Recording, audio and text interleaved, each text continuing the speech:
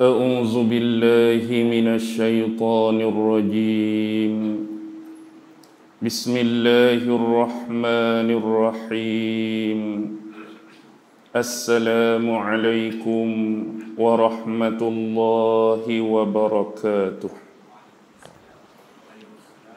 الحمد لله رب العالمين وبه نستعين على أمور الدنيا والدين والصلاة والسلام على أشرف الأنبياء والمرسلين وعلى آله وصحبه أجمعين سبحانك لا علم لنا إلا ما علمتنا إنك أنت العليم الحكيم قال رب اشرح لي صدري ويسر لي أمري واحلل عقدة من لساني يفقه قولي اللهم يسر ولا تعسر اللهم صل على سيدنا محمد وعلى آله وصحبه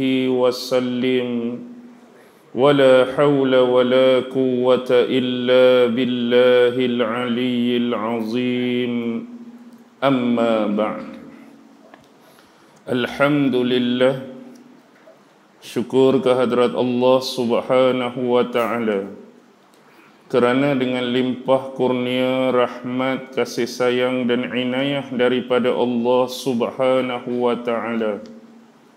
Alhamdulillah, pada malam ini sekali lagi kita sama-sama dapat dipertemukan oleh Allah, dan mudah-mudahan pertemuan ini senantiasa beroleh rahmah dan barakah dari sisinya insya-Allah.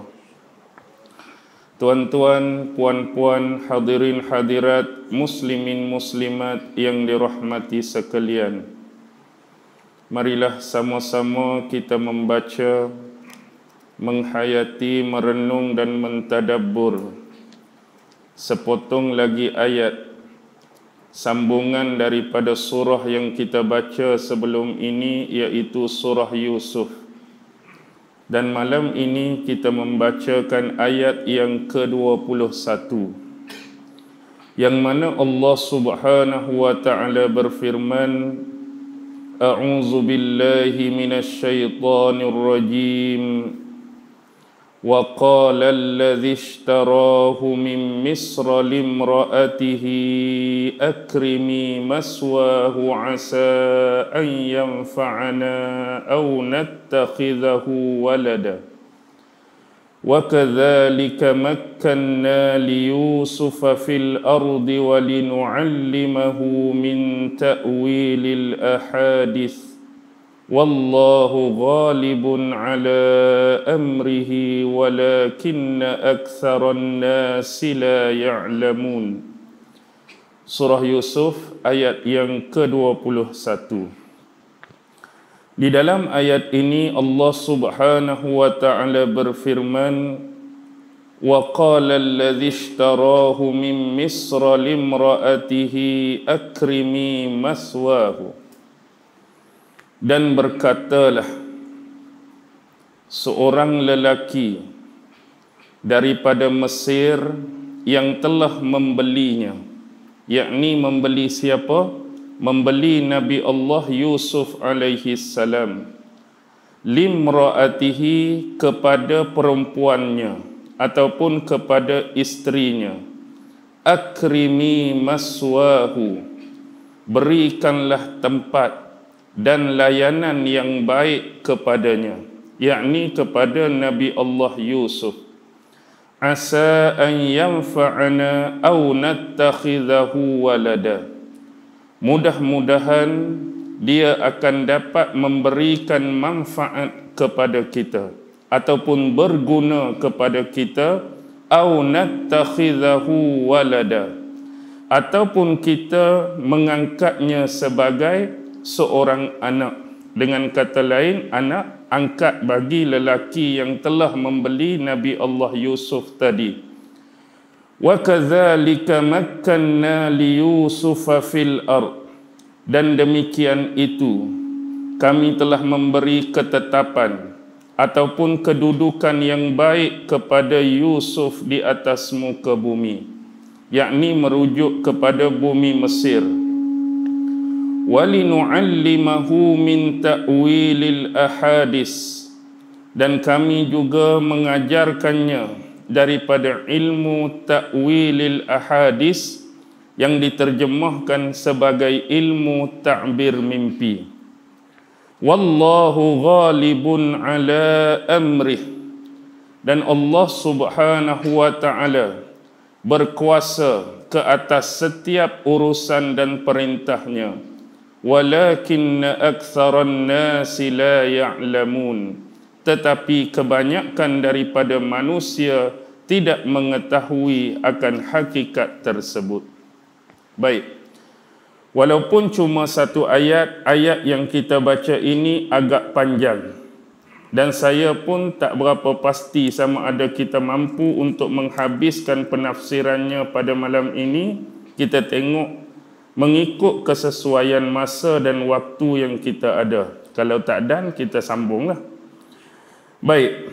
Wa qala allazi ishtarahu min misra limra'atihi akrimi maswahu.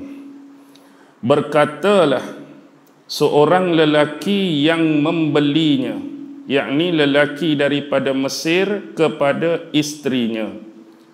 Jadi perbahasan di sini yang dikemukakan oleh ulama-ulama mufassirin.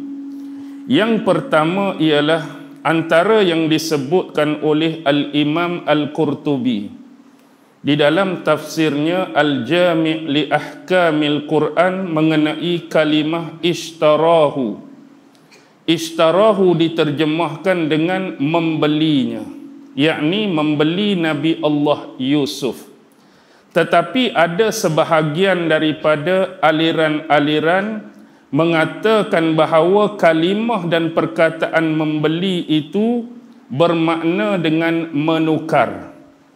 Walaupun kalimah ishtara itu dalam bahasa Arab ialah membeli, tapi ada sebahagian aliran memberikan makna dengan menukar. Sebagaimana antara hujjah yang dikemukakan oleh mereka sebagaimana firman Allah di dalam surah Al-Baqarah, ulaika allazina ishtarawud dalalata bil huda, mereka itulah orang-orang yang telah menukarkan petunjuk kepada kesesatan. Itulah orang-orang yang telah menukarkan petunjuk kepada kesesatan. Sedangkan kalimah yang digunakan di dalam ayat itu menggunakan kalimah ishtara. Asalnya membeli tetapi menukarkan. Walau bagaimanapun, pandangan yang paling dominan, pandangan majoriti menganggap bahawa kalimah ataupun perkataan ishtara di dalam ayat ini ialah dengan makna secara zahir, dengan makna secara literal sebagaimana yang terdapat di dalam nas ayat, iaitu membeli. Ini pandangan majoriti, membeli, kerana ini lebih bersesuaian untuk dinisbahkan dengan peristiwa yang berlaku dan peristiwa yang terjadi. Maksudnya urusan antara Nabi Allah Yusuf alaihi salam itu ialah urusan diperdagangkan Yusuf atau dijual beli Yusuf oleh penjualnya kepada lelaki daripada Mesir tadi. Baik, perbahasan seterusnya ialah siapakah lelaki daripada Mesir yang telah membeli Nabi Allah Yusuf yang dirujuk atau dimaksudkan di dalam ayat ni.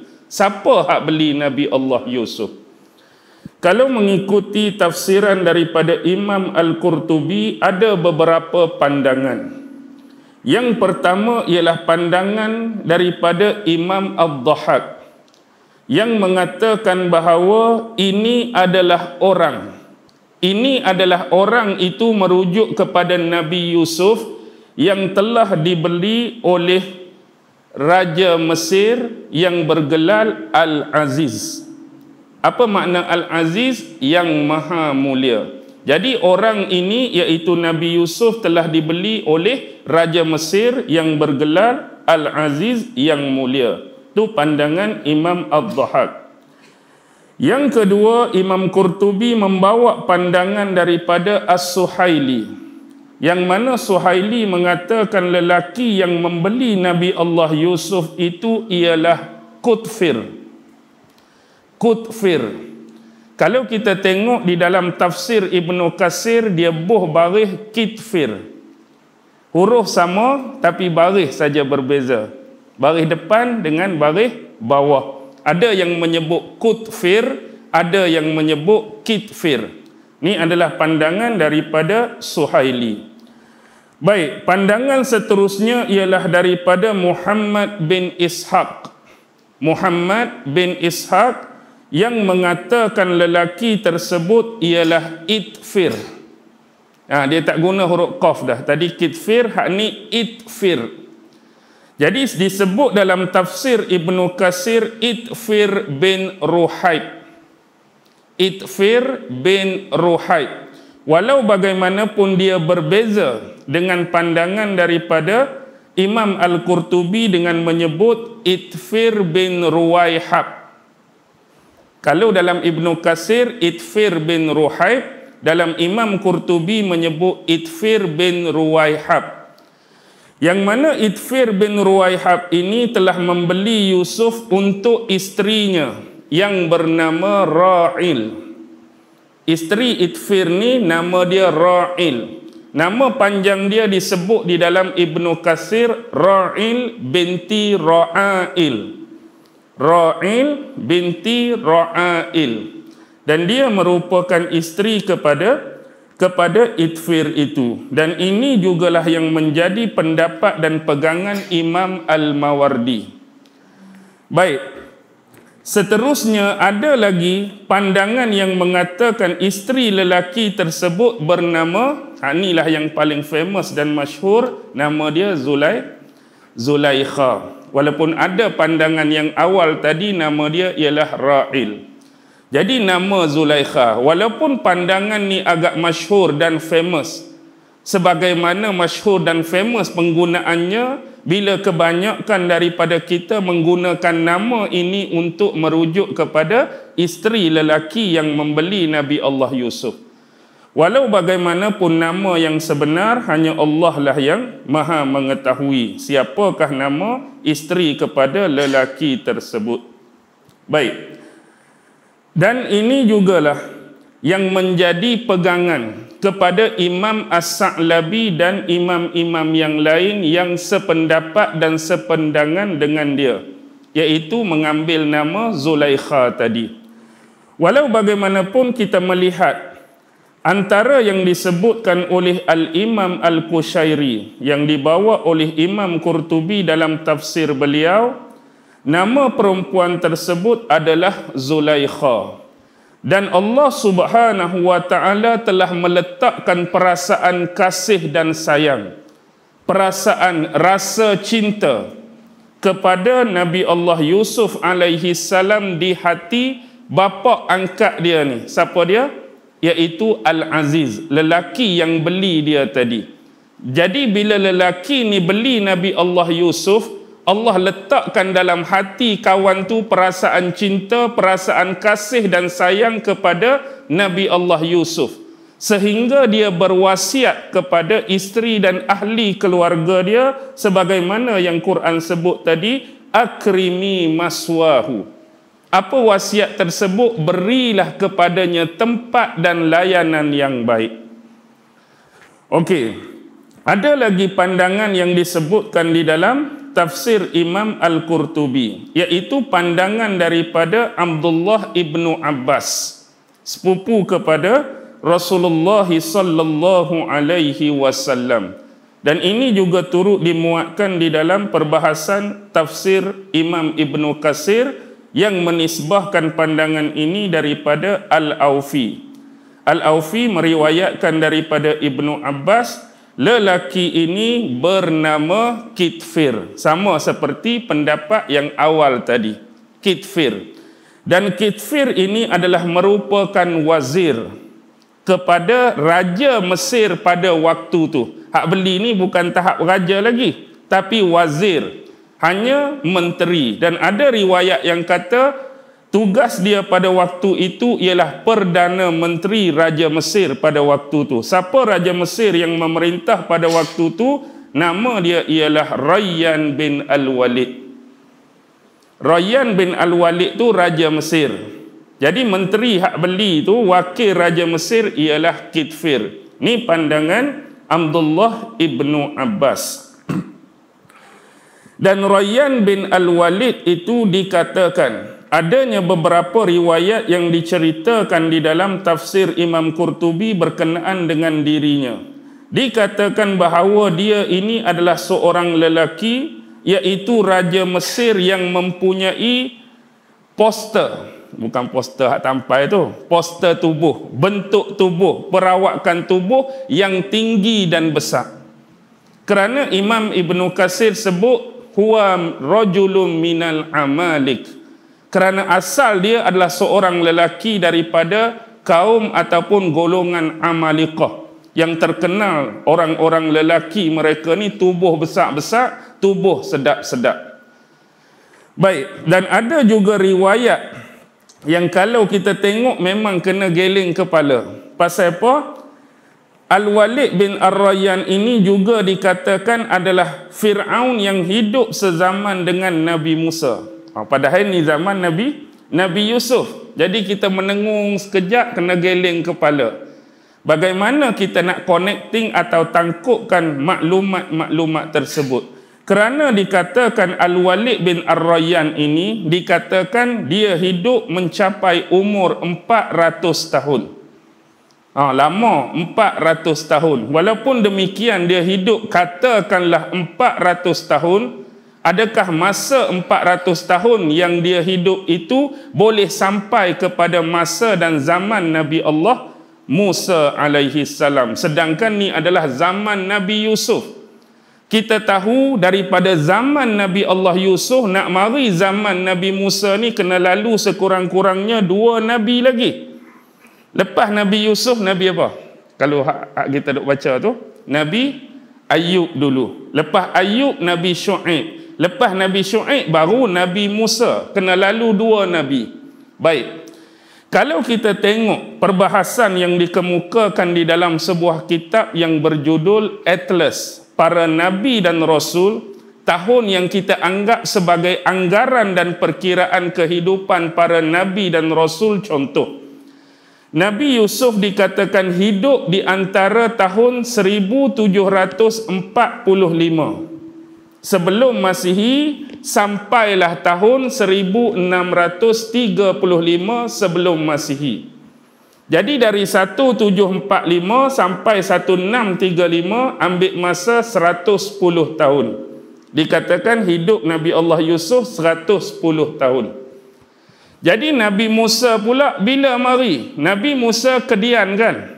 Iaitu 1527. 1527 sampailah Nabi Musa dikatakan wafat 1047. Jadi ambil masa 120 tahun. Itulah usia Nabi Allah Musa alaihi salam 120 tahun berbanding Nabi Yusuf 110 tahun. Jadi kalau kita nak tengok jarak daripada tahun anggaran tadi, kena ambil tahun kewafatan Nabi Allah Yusuf. 1635 kena tolak dengan kelahiran Nabi Musa. 1527 hak keluar berapa? Lebih kurang 108 tahun. Lebih kurang 108 tahun. Dan dari sudut logik dan rasional, kalaulah kata Al-Walid bin Rayyan ni hidup 400 tahun, dari sudut kalau nak ambil rasional, dan ke tak dan? Kalau kita anggap macam tu, dan lah. Tapi untuk menganggap pemerintah ataupun Raja Mesir zaman Nabi Yusuf sezaman dengan Nabi Musa tu, kena perlukan kajian-kajian yang lebih terperinci. Okey, tu satu. Yang kedua, ada yang mengatakan bahawa Fir'aun yang hidup pada zaman Nabi Musa itu adalah anak kepada Fir'aun yang hidup pada zaman Nabi Yusuf. Saya sebut guna kalimah Fir'aun, sedangkan penggunaan kalimah Fir'aun tu sendiri untuk Raja Mesir kedian lagi, tapi nak bagi mudah faham. Jadi pendapat kedua kata Fir'aun hak hidup pada zaman Nabi Musa tu anak kepada Fir'aun hak hidup zaman Nabi Yusuf. Walau bagaimanapun kalau kita tengok data-data dan maklumat yang diberikan oleh Al-Quran, adakah Fir'aun yang hidup benar-benar pada zaman Nabi Allah Yusuf tu, Nabi Musa sempat dengan seorang Fir'aun ke dua Fir'aun? Maksudnya, kalau dua Fir'aun, hak bela dia waktu kecil tu hak lain, hak tenggelam tu hak lain. Dan ada juga pendapat demikian. Bukan kata sekadar pendapat daripada kitab Taurat. Tetapi bila saya mengikuti perbahasan-perbahasan, kita duk belik-belik sambil-sambil tu terjumpa. Ada satu kitab tafsir yang bernama At-Tahrir wa Tanwir. At-Tahrir wa Tanwir ni ialah sebuah kitab tafsir karangan Ibnu Ashur. Di dalam tu ada kisah tentang Fir'aun yang hidup pada zaman Nabi Musa. Dan dia cerita lebih kurang dia punya pendapat dan pandangan Nabi Musa ni melalui dua zaman Fir'aun. Macam tadilah, satu hak bela dia waktu kecil dan satu lagi hak benar-benar tenggelam dalam laut mati. Hak dikatakan yang pertama itu merujuk kepada Ramses II, hak bela dia, dan hak mati dalam laut tu bukan Ramses II tetapi anak kepada Ramses II yang bernama Mar-Neftah. Fir'aun Mar-Neftah. Okey, kita tinggalkan isu itu. Baik, kembali. Imam Qurtubi mendatangkan pandangan yang terakhir bahawa Al-Aziz merujuk kepada lelaki yang membeli Nabi Allah Yusuf alaihi salam itu bukanlah dikatakan wazir itu sebagai Perdana Menteri, tetapi jawatan Al-Aziz itu pada waktu tu ialah Menteri Perbendaharaan Negara. Kalau hari ni nak kata menteri apa? Menteri Ekonomi lah kot. Menteri Kewangan, Menteri Ekonomi pada waktu tu hak jaga hal ehwal urusan kewangan dan ekonomi sesebuah negara. Baik, selepas tu isu dia yang dibahaskan oleh ulama-ulama, siapakah lelaki yang telah menjual Nabi Allah Yusuf kepada Aziz tadi? Hak beli itu selesai dah, kita dah bahas macam-macam pandangan ulama. Jadi siapa yang menjualnya kepada lelaki yang bernama Al-Aziz itu? Baik, sebelum ni kita sudah bahas, iaitu tentang seorang warid, iaitu pemantau, penjejak dan pencari air bagi satu kafilah. Yang Quran cerita, fa'arsalu waridahum fa'adla dalwah. Penjejak air ni menurunkan timba dia, bila dia tarik timba dia, tengok adanya Nabi Allah Yusuf. Dalam riwayat disebutkan lelaki ini bernama Malik bin Du'ar. Baris betul Malik bin Du'run. Saya sebut Malik bin Du'ar. Baik, Malik bin Du'ar ni lah yang kata telah menjual Yusuf kepada Al-Aziz di Mesir. Bahkan Imam Ibnu Katsir menyebutkan salasilah keluarga dia jauh lebih panjang, iaitu Malik bin Du'run, Du'run bin Buaid, Buaid bin Unuqa, Unuqa bin Madian, Madian bin Ibrahim. Kalau kita tengok salasilah yang diberikan ini, kalau betul, maksudnya salasilah keturunan dia sampai kepada Nabi Allah Ibrahim alaihi salam melalui jalur Madian. Melalui jalur Madian. Dan sebab itulah dalam tafsir disebut dia adalah seorang Arab Al-Aribah, Arab generasi yang kedua. Baik, Malik bin Du'ar ini telah menjual kepada Al-Aziz Nabi Allah Yusuf ini dengan harga sebesar 20 dinar. Dia beli dulu, ingat tak berapa dia beli dengan adik-beradik Yusuf dulu? Adik-beradik Yusuf jual Yusuf kat dia berapa? Ingat hak kuliah paling latest, iaitu 20 dirham. 20 dirham ini adalah pandangan daripada siapa? Pandangan daripada Abdullah bin Mas'ud. 20 dirham ini juga adalah pandangan daripada sepupu Nabi Abdullah ibnu Abbas, pandangan ulama besar seperti Nauf al-Bakali, Imam Qatadah, Imam As-Suddi dan Imam Atiyah al-Aufi. Kata 20 dirham. Jadi 20 dirham adik-beradik dia jual kepada Malik dan dibagi dengan jumlah 10 orang.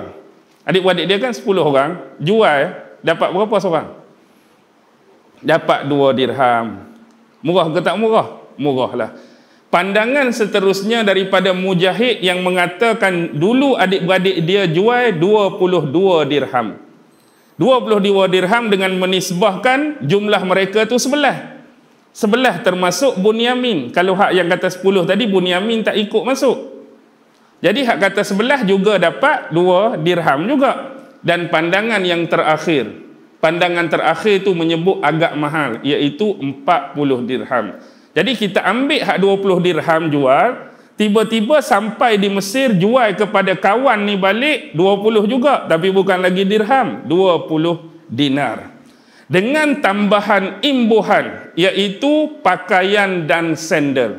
Apa dia sandal? Selipak ni lah. Maksudnya 20 dinar itu satu hal, tambah pula imbuhan bagi pakaian, tambah pula imbuhan bagi sandal. Dan ada riwayat yang menyebutkan bahawa lelaki daripada Mesir tadi, Al-Aziz, membelinya daripada rombongan kafilah daripada Syam. Rombongan kafilah tu umum lah. Maksudnya lelaki yang nama Malik bin Du'ar tu duduk dalam kafilah tu dah, tapi dia sebut secara umum. Bahkan pandangan yang kedua tadi menyebutkan dijual harga Nabi Allah Yusuf ni jauh lagi tinggi daripada 20 dinar. Jauh lagi tinggi, tapi tak disebutkan jumlahnya. Antara yang mereka minta sebagai imbuhan bukan setakat pakaian dan sandal. Pandangan yang kedua menyebut 7 benda mereka diberi.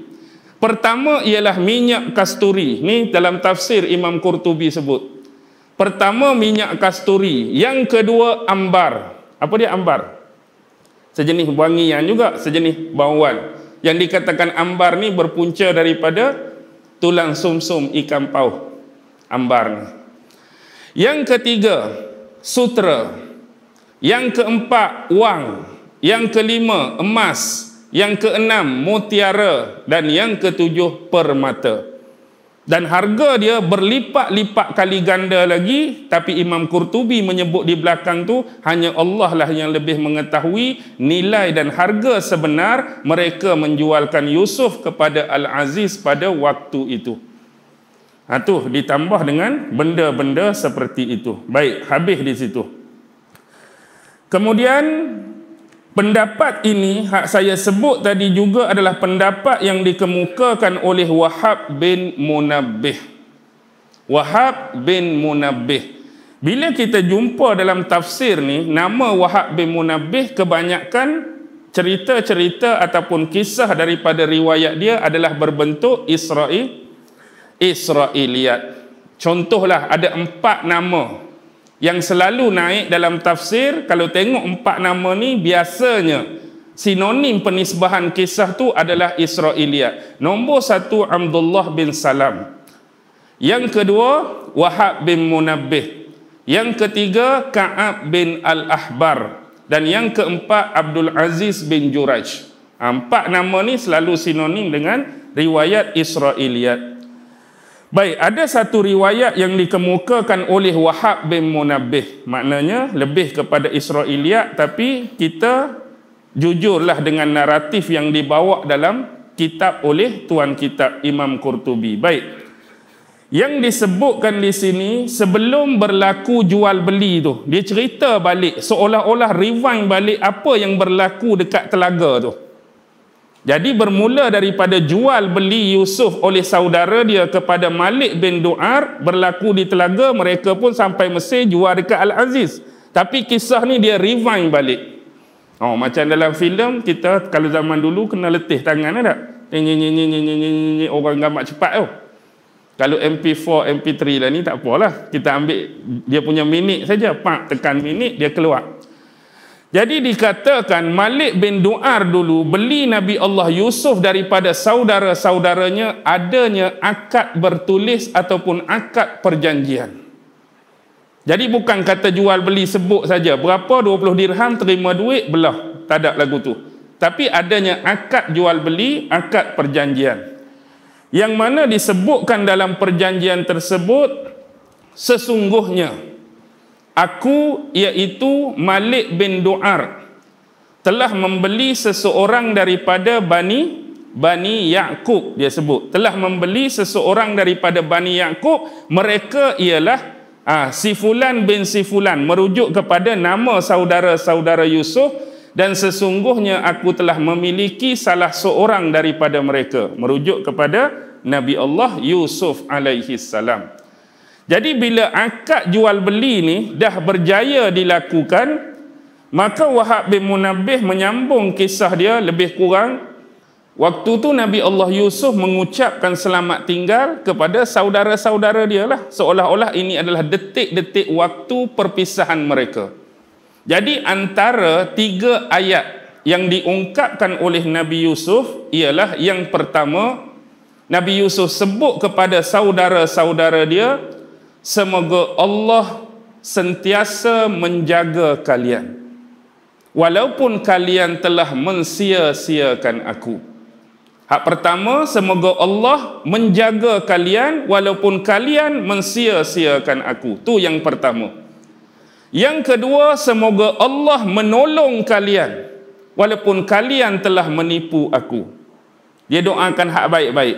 Dan yang terakhir, yang ketiga, semoga Allah menyayangi kalian walaupun kalian tidak pernah menyayangi aku. Jadi ini 3 benda sebagai ucapan terakhir Nabi Allah Yusuf kepada saudara-saudara dia.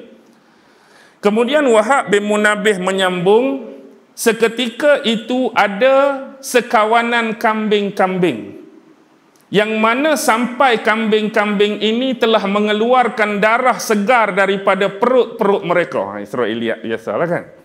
Sampai kambing pun mengeluarkan darah segar daripada perut mereka kerana rasa kaget dan terkejut dengan ucapan Nabi Allah Yusuf tadi. Tapi Israeliat dah ni. Tapi nak abad tu dia. Lalu akhirnya Nabi Allah Yusuf alaihi salam ni telah diletakkan di atas punggung seekor unta. Jadi punggung seekor unta dalam keadaan Nabi Allah Yusuf ni diikat dan dirantai. Bukan kata naik saja lagu tu, tapi naik atas punggung unta tu, diikat dan dirantai. Dan di atas punggung unta itu langsung tidak diletakkan pelana ataupun sebarang alas di atas punggung unta tu. Kalau kita kata naik dogoi lagu tu je. Jadi lelaki yang ditugaskan untuk menjaga dan mengawasi Yusuf, takut terlepas, takut lari, riwayat menyebut lelaki itu bernama Aswad, hak jaga Nabi Yusuf tu.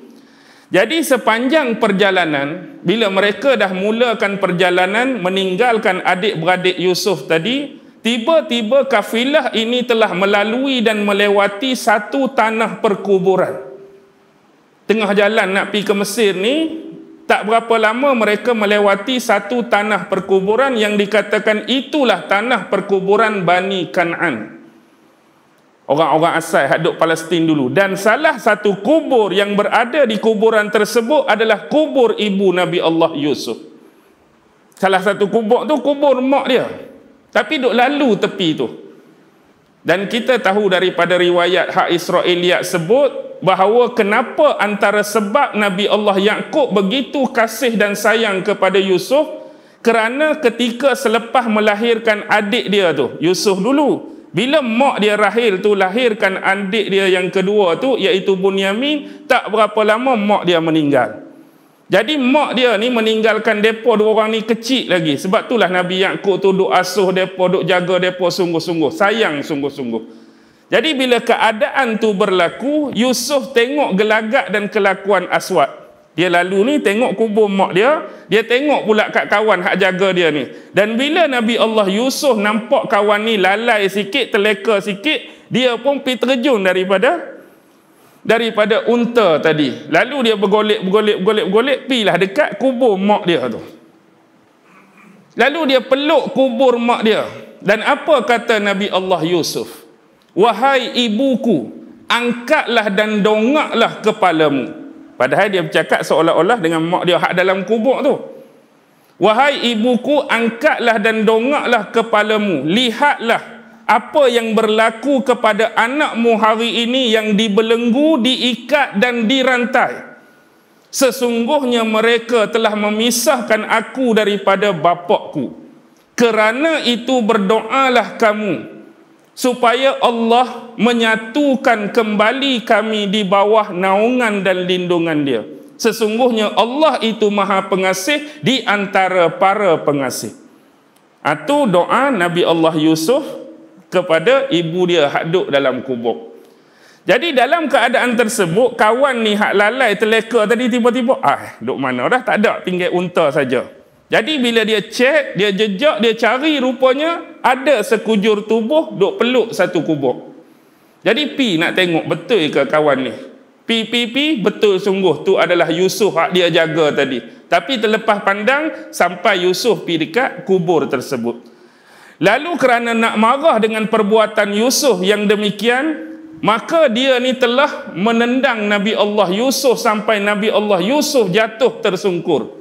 Dan dia telah memukul Nabi Allah Yusuf dengan sekeras-keras pukulan. Lalu bila kena pukul bertubi-tubi, kena pukul bertalu-talu ni, apa Nabi Yusuf habaq? Demi Allah, janganlah sesekali kamu melakukan demikian terhadap diriku. Sesungguhnya aku sesekali tidak akan kabur dan lari daripada kamu. Nabi Yusuf habaq, tak payahlah kamu sampai buat macam ni kat aku. Pukul aku macam ni. Sesungguhnya aku tak akan kabur, aku tak akan lari. Aku tak akan lari. Sesungguhnya bila melalui kawasan ini, aku melihat kuburan ibuku. Dan anggaplah aku ingin mengucapkan selamat tinggal ataupun selamat perpisahan buat kali yang terakhir kepada ibuku. Dan sesungguhnya aku selepas ini tidak akan sesekali melakukan sesuatu yang tidak disukai oleh kamu. Maksudnya lepas pada ni tak apa dah. Okey. Bila Nabi Yusuf sebut macam tu, apa Aswad balas balik dekat Nabi Allah Yusuf? Aswad kata, demi Tuhan sesungguhnya kamu adalah seorang budak yang buruk. Sekejap kamu memanggil nama ibumu, sekejap kadang-kadang kamu panggil nama bapa kamu pula. Apa kehil kita kata, apa halnya dengan ni? Lalu ketika itulah Nabi Allah Yusuf mengangkat kedua-dua tangannya dan berdoa kepada Allah. Apa isi doa Nabi Allah Yusuf? Sebagaimana riwayat Wahab bin Munabbih. Ya Allah, sekiranya aku ini bersalah di sisimu, sekiranya aku ni bersalah di sisimu, ataupun aku ni membuat apa-apa kesalahan, maka aku memohon dengan hak kebenaran bapa-bapakku. Aku memohon hak kebenaran bapa-bapakku, iaitu Ibrahim, Ishak, Yakub, agar kamu memaafkan aku, mengampunkan aku dan mengasihi aku. Jadi bila Nabi Allah Yusuf berdoa seperti ini, doa Nabi Allah Yusuf ni sampai kepada malaikat-malaikat di langit. Jadi bila malaikat-malaikat di langit dengar doa Nabi Allah Yusuf, mereka jadi sedih dan terharu. Lalu turunlah malaikat Jibril alaihi salam. Wahai Yusuf, tahanlah doamu, tahanlah perkataanmu. Sesungguhnya perkataanmu ini telah membuatkan para malaikat bersedih dan terharu di alam atas tu.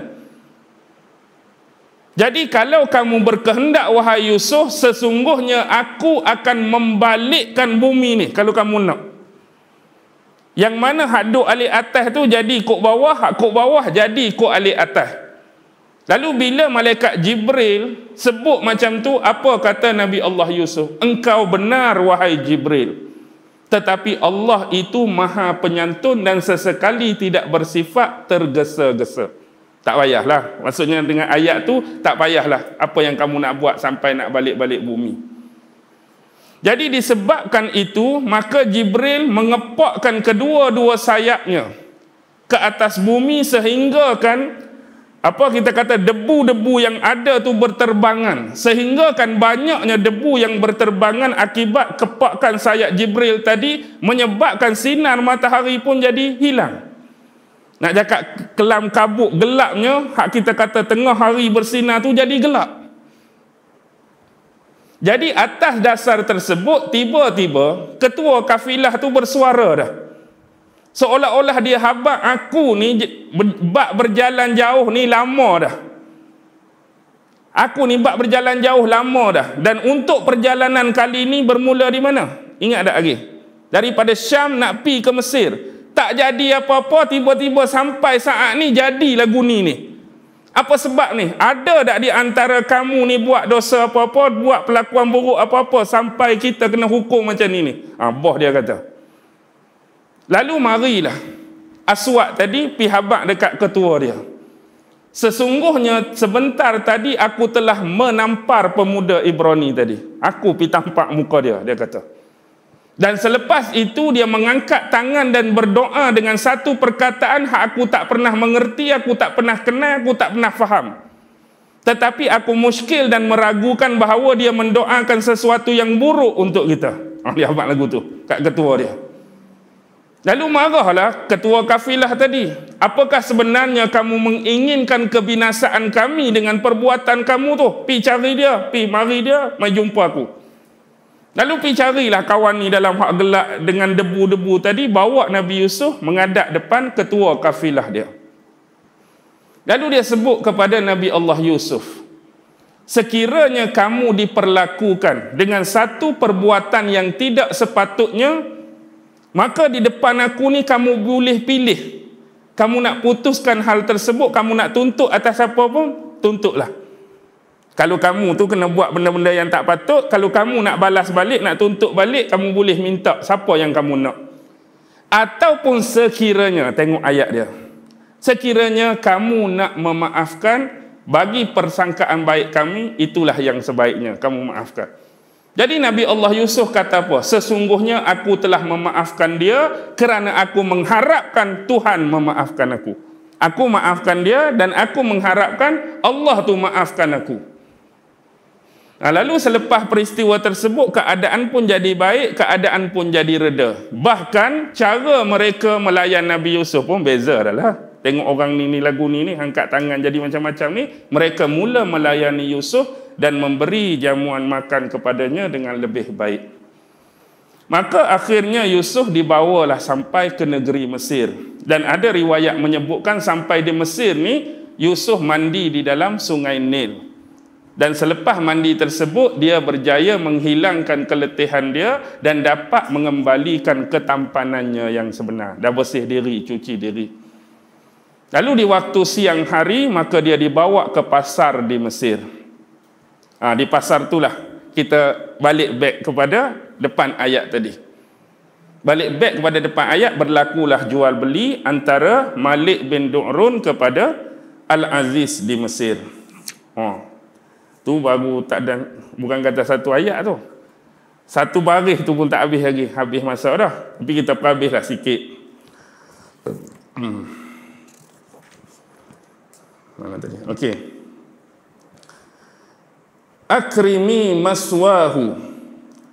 Dia pesan apa dekat isteri dia? Berilah tempat dan layanan yang baik. Maksudnya dia memberikan tempat dan layanan yang baik ialah tempat yang baik, makanan yang baik dan pakaian yang baik. Asa an yanfa'ana. Mudah-mudahan dia dapat memberikan manfaat kepada kita, ialah mudah-mudahan dia dapat kita jadikan sebagai pembantu untuk memudahkan urusan rumah tangga kita ataupun urusan harian kita. Au nattakhizahu walada, ataupun kita pungut dia, angkat dia sebagai seorang anak. Dan Imam Qurtubi dia sebut di dalam tafsir dia, kalau sekiranya dan seandainya orang bertanya, bagaimana mungkin Al-Aziz nak angkat Nabi Yusuf jadi anak dia, sedangkan dia telah membeli Yusuf sebagai hamba bagi dia, budak yang dimiliki olehnya. menjadikan budak yang dimiliki sebagai seorang anak adalah merupakan satu hal yang bertentangan kalau orang tanya. Dan jawapan yang diberikan oleh Imam Al-Qurtubi, sebelum angkat jadi anak tu, dia telah memerdekakan Yusuf daripada kuasa hamba tadi. Maksudnya dia beli tu memang jadi hamba dia, budak yang dimiliki. Tapi sebelum dia nak angkat tu, dia bebaskan, dia merdekakan, jadi orang yang free. Jadi barulah dia angkat sebagai anak angkat dia. Kerana Allah telah melimpahkan ihsan dan kasih sayang di dalam hati dia terhadap Yusuf. Sekat tu lah dulu. Ada 3 baris lagi ni. Memang pukul 12. Dan saya nak sebut yang terakhir. Abdullah ibnu Mas'ud, salah seorang sahabat besar Nabi, yang terkenal sebagai sahabat pembawa capal Nabi dan pencari kayu sugi Nabi kan.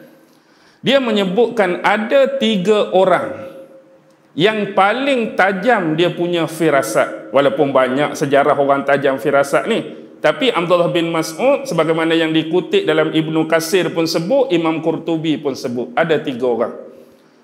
Pertama ialah Al-Aziz ni, dia kata firasat dia bila tengok Yusuf tadi. Ada dalam tafsir lain menyebut dia bagaikan tak percaya pada awal bahawa Yusuf yang dijual kepada dia ni adalah seorang hamba. Sebab bila dia tengok rupa Yusuf, kelakuan Yusuf, bukan muka hamba orang lagu ni. Bukan muka jenis taraf hamba. Tiba-tiba kawan ni jual, kata dia ni hamba. Macamlah kita tengok. Biasanya dalam cerita-cerita lah, cerita-cerita ni biasalah filem hak reka kan. Kita kata contohlah macam ada anak seorang raja yang merintah sebuah negara. Tiba-tiba negara ni diserang dan negara ni kalah. Mak dia kena bunuh, bapak tu kena bunuh. Jadi untuk tidak ada legasi seterusnya, nak bunuh budak ni kesian kan. Tapi takut besar budak ni jadi balas dendam balik. Biasalah cerita kan. Jadi bila nak berlaku bunuh tu, dia adalah cerita-cerita hak power ni, mari burung besar ambil kau selamatkan, pergi letak tempat orang asli katakan. Lepas tu orang asli itulah duk belah. Jadi bila satu masa dia membesar, kalau kita mari tengok, ni betul-betul asli, rambut kerintingnya gelap. Tapi hak ni seolah kita tengok macam tu. Nak kata asli nampak handsome, nampak smart walaupun duduk dengan grup ni, kata ni siapa sebenarnya keturunan hang. Jadi kita pun rasa galak nak kata dia tu pelik pada orang. Macam itulah dia tengok bahawa hak dikatakan hamba tu, bukan hamba ni orang lagu ni. Bukan hamba. Itulah firasat dia. Pertama.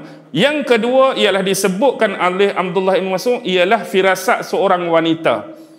Iaitu salah seorang anak perempuan Syuaib yang telah memberikan pendapat kepada bapak dia Syuaib. Ni kisah hak waktu Nabi Musa lari selepas dia tumbuk salah seorang hak meninggal tu. Kan dia tolong 2 beradik bagi minum kepada gembalaan dia tu. Jadi perempuan ni telah sebut kepada bapak dia Syuaib, wahai bapakku, sesungguhnya ambillah dia sebagai orang yang membantu kita untuk melakukan kerja. Dan sebaik-baik nak mencari pembantu untuk menolong kita dalam melakukan kerja ialah seorang yang kuat lagi terpercaya. Ini disebutkan oleh Allah dalam firman dia dalam surah Al-Qasas.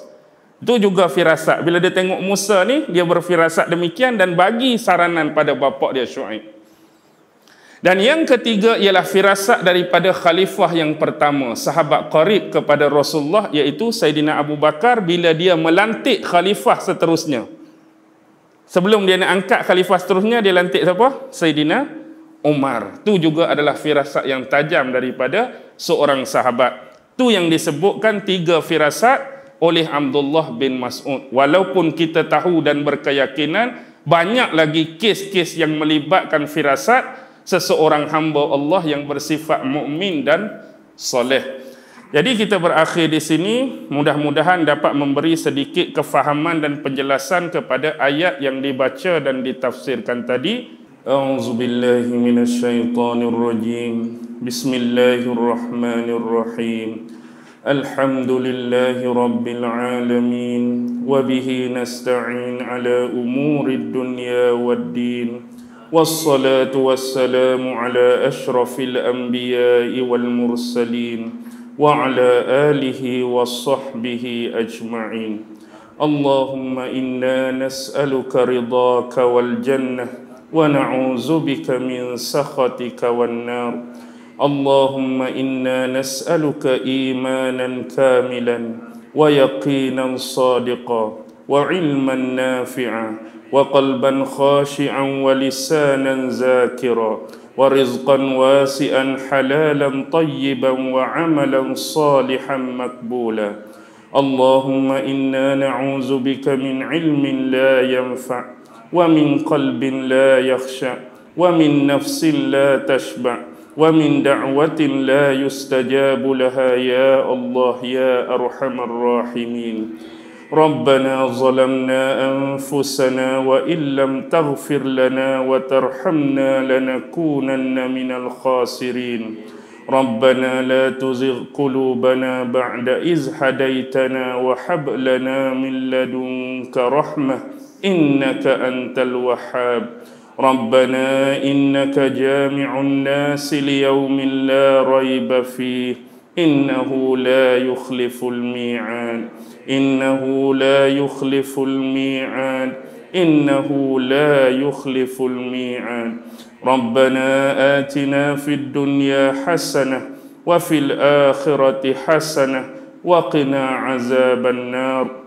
وصلى الله على سيدنا محمد وعلى آله وصحبه وسلم. سبحان ربك رب العزة عما يصفون وسلام على المرسلين والحمد لله رب العالمين. الله أكبر.